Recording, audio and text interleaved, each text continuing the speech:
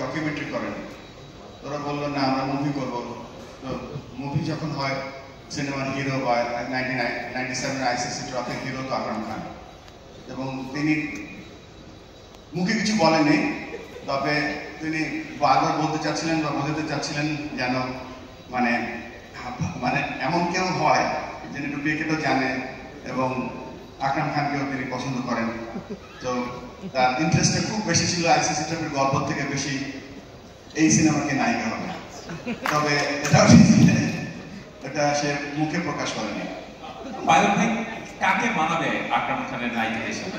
না, আমার আকরাম ভাই ভালো বলতে হবে নায়িকা কারে পছন্দ। না, আপনারা তো না পাস করে দিচ্ছেন, আপনি বলেন কাকে মানে যে সিনেমা করার আগে নায়করা কিন্তু চুজ করে যে কোন নায়িকা তার সাথে পারফেক্ট হবে। আমার মনে হয় আকরাম ভাই যেহেতু নায়ক ছিল, আকরামের প্রতি ছেড়ে দেওয়া ভালো। আকরাম ভাই উত্তর দিয়েছে।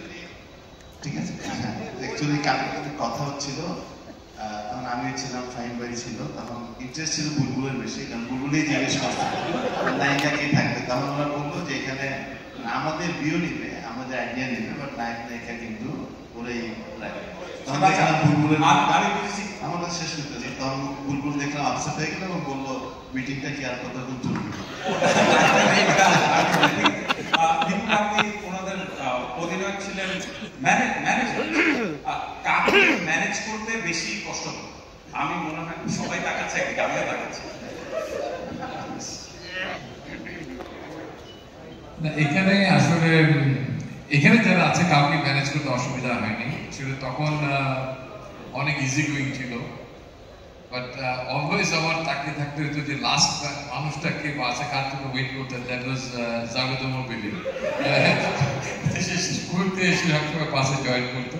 এছাড়া আমার মনে হয় আমাদের এত সাংবাদিকরা তখন ফোকাস করতো, তার যদিও আইসিসি ট্রফিতে অনেক সাংবাদিক গিয়েছিল, বাট আমার মনে হয় এত ক্যামেরা এভাবে ফলো করতো না। এখন প্রতিটা প্লেয়ারের এবং কর্মকর্তা সবার পিছনে যেভাবে স্টেপস তুমি দিচ্ছ ফলো করার, তখন এতটি সেই জিনিসটা ছিল না। আর punch was very excellent. Thank you. নানু ভাই সবার এগেইনস্টে খেলেছেন, সাথে খেলেছেন, কে বেশি ডিফিকাল্ট ছিল অ্যাজ আ কম্পিটিটর, অপোনেন্ট হিসেবে? মানে আপনার সব মিলে, না আপনার এখানে যারা আছেন আর কি, মানে ডিফিকাল্ট ইন এ সেন্স যে কেউ একটু স্লেজিং করছেন বা হয়তো ভালো ব্যাটিং করছেন, ডিফিকাল্ট কম্পিটিটর কে ছিল? আইসিসিতে সবার কন্ট্রিবিউশন জবরদস্ত, এটা তো সবাই আমরা দেখেছি এটা রেজাল্ট। বাট কিছু কিছু খেলোয়াড় ছিল হ্যান্ডলিং করা মাঠে, যেটা মাঠের বাইরে আমাকে হ্যান্ডলিং করতে হতো। এটা একটা সময় পাইলট, জাহাঙ্গীর, এদের সবাইকে কিন্তু সাথে নিয়ে আমাকে চলতে হতো। সাইফুল, জুনিয়র প্লেয়ারদের টেক কেয়ারের দায়িত্ব ছিল আমার, ওভারঅল নির্ভয় ছিল দায়িত্বে, কিন্তু যারা ইয়াংস্টার ছিল এদের সবাইকে নিয়ে একসাথে চলতাম, একসাথে সব জায়গায় যেতাম। এট লাস্ট ফাইনালের পরে ওদেরকে ছেড়ে দিয়েছি, যেখানে যাও যেতে। Make sense. আমরা শেষ করবো। পাইলট ভাই, আপনার একটা প্রশ্ন থাকবে যে যখন একসাথে খেলেছেন, এনি পার্টিকুলার ইনসিডেন্ট যখন আপনারা লোকাল ক্রিকেট খেলেছেন এখনো মনে পড়লে? আমার মনে হয় যে আমরা খুব এনজয় করছি।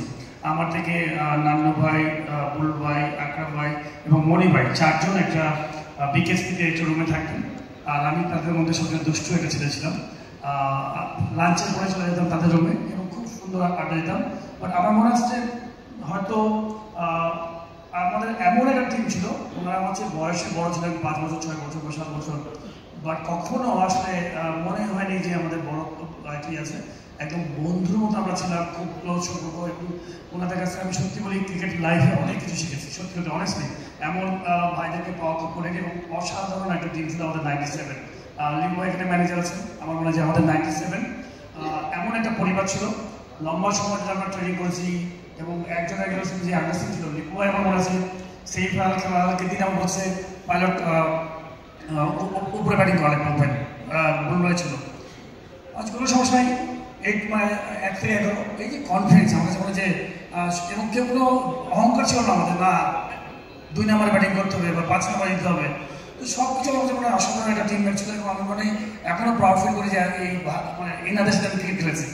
অ্যামেজিং। জোরে একটা গল্প বলতে হয়, পাইলট আমার সাথে বেইমানি করেছিল একটা। সেটা হচ্ছে স্কটল্যান্ডের সাথে ম্যাচ ছিল আমাদের, ওই ম্যাচটা যেতে আমরা ওয়ার্ল্ড কাপে কোয়ালিফাই করেছিলাম। তো পাইলট লিও ভাই আকরাম মিলার ডিসিশন নিল যে পাইলট নাম্বার 3 ব্যাটিং করবে। নাম্বার 3 ব্যাটিং করতে আসলো, আমি নাম্বার 4 আসলাম, দুজন ব্যাটিং করছি। পাইলট অ্যারাউন্ড 30, আমি তখন 20 হবে। তো ওই ম্যাচটায় একটা এক্সটার্নাল একটা ছিল, অ্যানাউন্সমেন্ট ছিল যে ম্যান অফ দ্য ম্যাচ হবে তাকে একটা ডেস্কটপ কম্পিউটার দেওয়া হবে, পুরো ফুল সেল। হ্যাঁ, ফুল সেল। তখন ডেস্কটপ কম্পিউটারটা বড় ব্যাপার। আমার বউ পড়তো কম্পিউটার সায়েন্স অস্ট্রেলিয়াতে। তা আমি পাইলট বললাম, পাইলট তুই ম্যান অফ দ্য ম্যাচ হ। ও দুজন তখন 50 করে ফেলেছি। তুই ম্যান অফ দ্য ম্যাচ হ আর আমি ম্যান অফ দ্য ম্যাচ হই, তুই কিন্তু আমার ডেস্কটপটা দিয়ে দিবি, আমার লাগবে। ইনফ্যাক্ট ও ম্যান অফ দ্য ম্যাচ হয়েছিল আর ডেস্কটপটা দেয়নি আমাকে। অনেক অনেক ধন্যবাদ। আমার মনে হয় যে আমাদের আড্ডাটা চলতে থাকবে। বিগ রাউন্ড অফ অ্যাপ্লজ বাংলাদেশের 5 জন লেজেন্ড। জোরে করতালি করতে চাই। ধন্যবাদ আপনাদেরকে, আশা গ্রহণ করবেন।